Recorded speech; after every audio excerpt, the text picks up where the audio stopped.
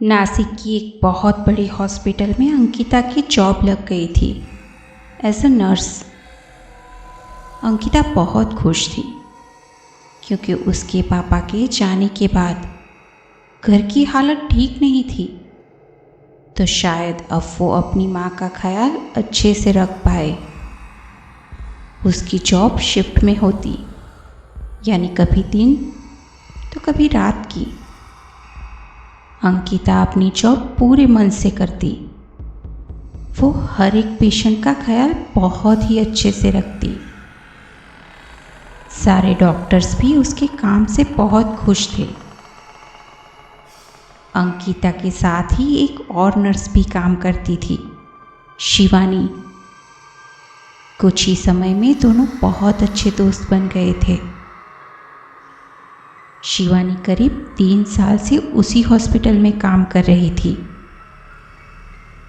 एक दिन जब शिवानी और अंकिता दोनों की नाइट शिफ्ट थी, करीब रात की 12 बजे, जब अंकिता एक पेशेंट को देखने के लिए 2nd फ्लोर पर गई, तो उसे ऐसा लगा जैसे तीसरे माले पर कोई बातें कर रहा है। उसने सुनने की पूरी कोशिश की, पर उसे कुछ समझ में नहीं आया। फिर जब वो वापस नीचे आई तो उसने शिवानी से पूछा कि तीसरे फ्लोर पर कोई है क्या? शिवानी ने कहा, नहीं तो। क्यों, क्या हुआ? अंकिता ने कहा, मुझे ऐसा लगा जैसे कोई बातें कर रहा है।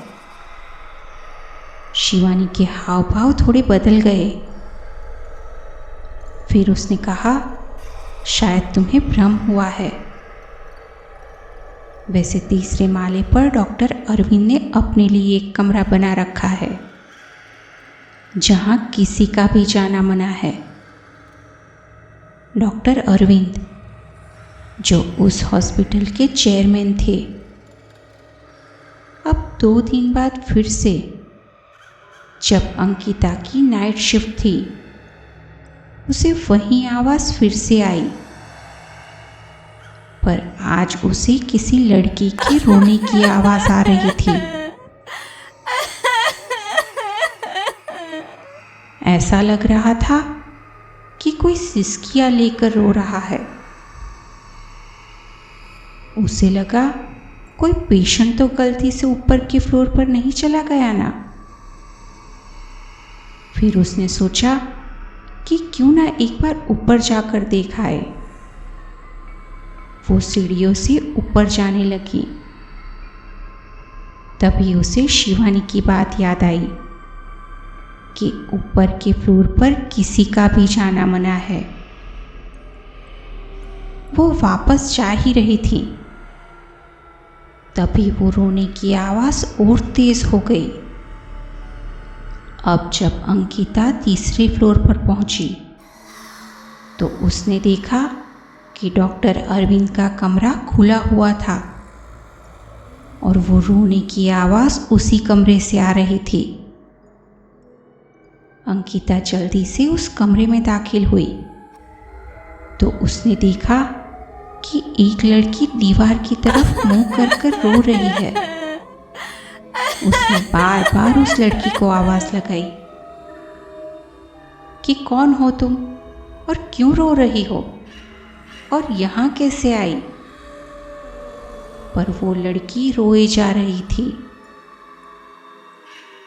अब अंकिता को भी डर लगने लगा था।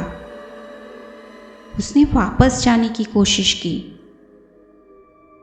पर दरवाज़ा अपने आप बंद हो चुका था और बहुत कोशिश करने पर भी नहीं खुला।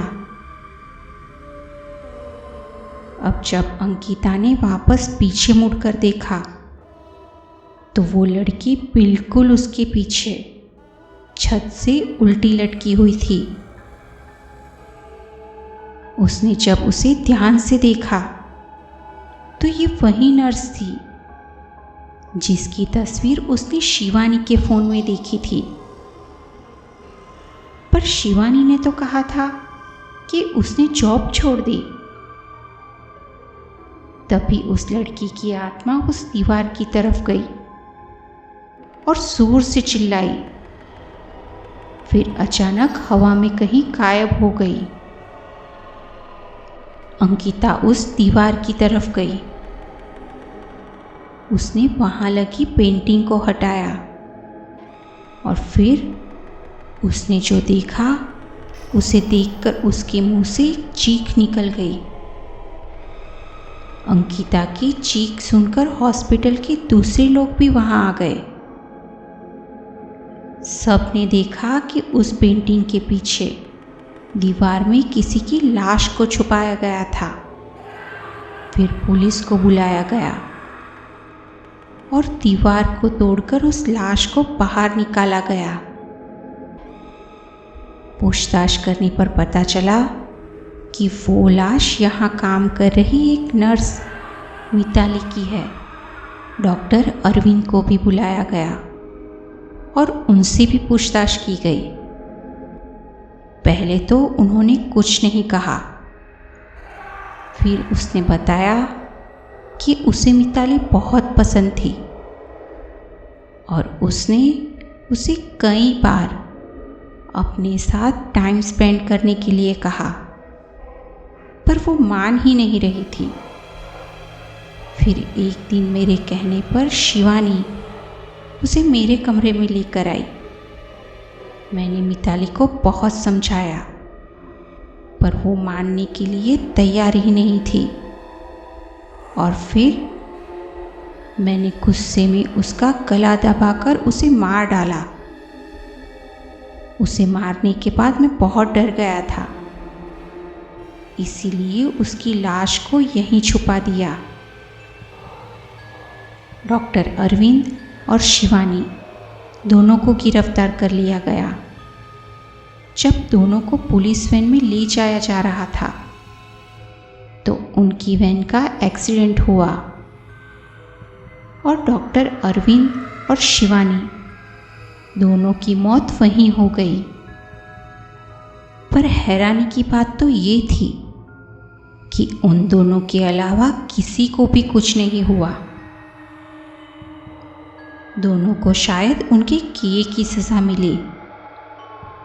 पर आज भी डॉक्टर अरविंद के कमरे से किसी लड़की के रोने की आवाज़ आती है, जिसकी वजह से तीसरे फ्लोर को हमेशा के लिए बंद कर दिया गया है।